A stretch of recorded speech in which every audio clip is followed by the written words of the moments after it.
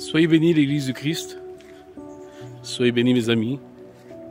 Vous qui êtes à l'écoute de cette vidéo, j'aimerais toucher un mot au sujet de doctrine. Vous savez, lorsqu'on parle de la doctrine authentique, eh bien c'est la Bible, les Écritures. À savoir, la doctrine n'est pas un mouvement.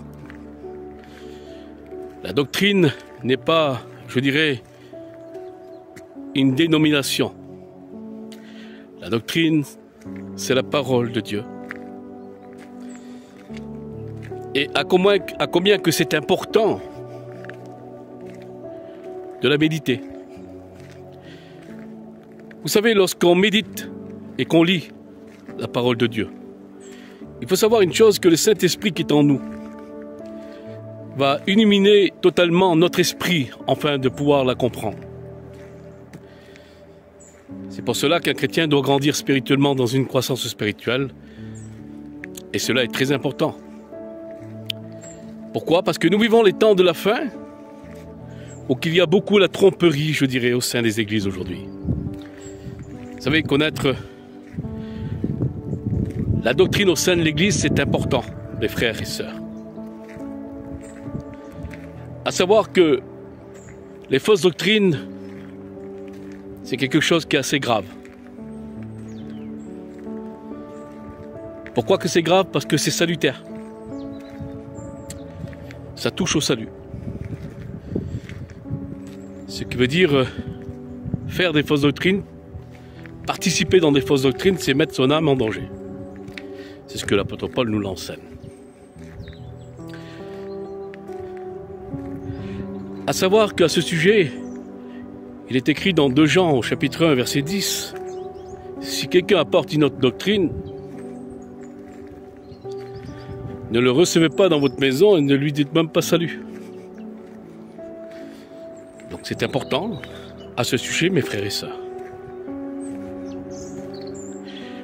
Mais une chose qu'il ne faut jamais faire, c'est montrer du doigt et juger les gens lorsqu'ils sont dans des fausses doctrines. Alors l'importance, quoi faire?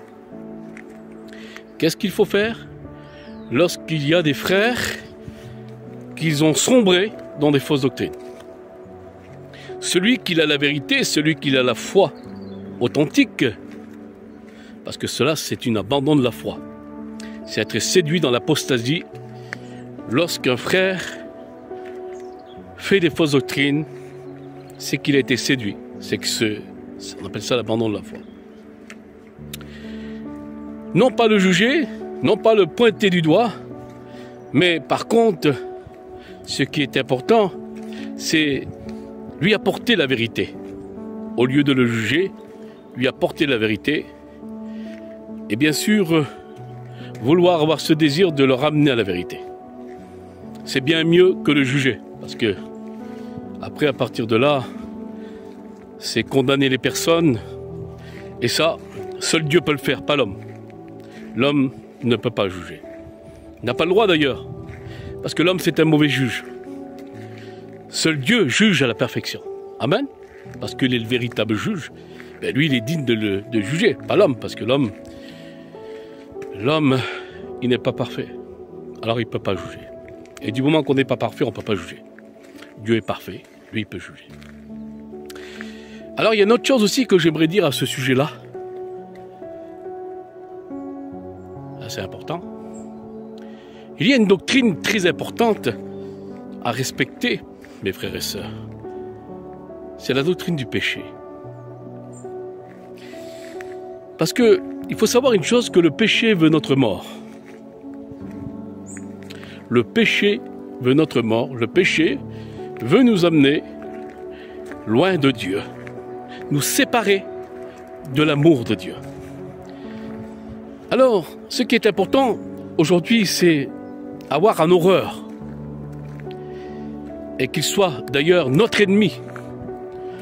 Parce que notre ennemi, c'est pas celui qui fait les fausses doctrines. C'est pas notre frère qui s'est trompé, notre ennemi. Non, pas du tout. Comme l'apôtre Paul le dira, ne combattez pas la chair et le sang, mais combattez les forces du mal. Parce que tout cela, et derrière tout cela, il y a le diable. Et c'est le diable qu'il faut combattre. Donc, notre ennemi, ce n'est pas la chair et le sang, ce n'est pas celui qui fait des fausses doctrines, qu'il faut le pointer du doigt et le juger. Non, notre ennemi, c'est le péché. Parce que le péché, vous savez, il a plusieurs formes. Le péché. Il y a beaucoup de choses que ça peut être un péché. La critique, c'est un péché. La calomnie, c'est un péché. La médisance, c'est un péché. Et il y a beaucoup de choses que ça peut être un péché.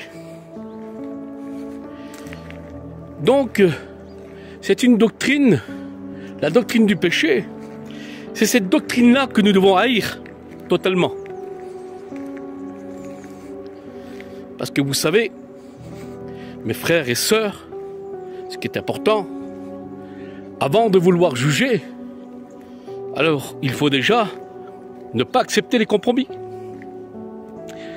Parce que lorsqu'on juge une personne et qu'on accepte les compromis, ben ça ne va pas. L'homme spirituel en juge tout, dira la Bible, mais lui-même n'est pas jugé. Mais qui est-il, cet homme spirituel, qui peut juger de tout et que lui-même n'est pas jugé? C'est Jésus. Jésus peut se permettre de juger de tout. Lui-même n'est pas jugé, il est Dieu. Amen. Mais l'homme reste un homme. Et l'homme, il est avec ses défauts. Et tout est là. Malheureusement, tout est là. Moi, j'aime bien une parole qui dira le Seigneur, parce que notre Seigneur, il est formidable. C'est lorsqu'il va dire aux pharisiens, vous coulez un insecte et vous avalez un chameau. Oh, quelle beauté, Seigneur. Que des paroles. Oui, vous coulez un insecte. Alors les pharisiens, c'était des jugeurs, des accuseurs. Alors, ils regardaient, bien sûr, les gens et ils regardaient le petit défaut, le petit péché, pour pouvoir les juger. Donc, ils coulaient un insecte. Mais ils avalaient un chameau. Ce qui veut dire que leur péché à eux était grand comme une immeuble. Et ils ne voyaient même pas. Ils ne voyaient même pas. Ils avaient une poutre dans leurs yeux, aveuglés totalement, et se permettaient à juger. Et puis ils regardaient la petite paille minuscule dans l'œil de son voisin. Frères et sœurs, seul Dieu peut juger. Il est l'unique Dieu, le véritable, Jésus-Christ. Amen. Seul lui peut juger. D'ailleurs, lorsqu'il reviendra, il reviendra avec le jugement. Soyez bénis.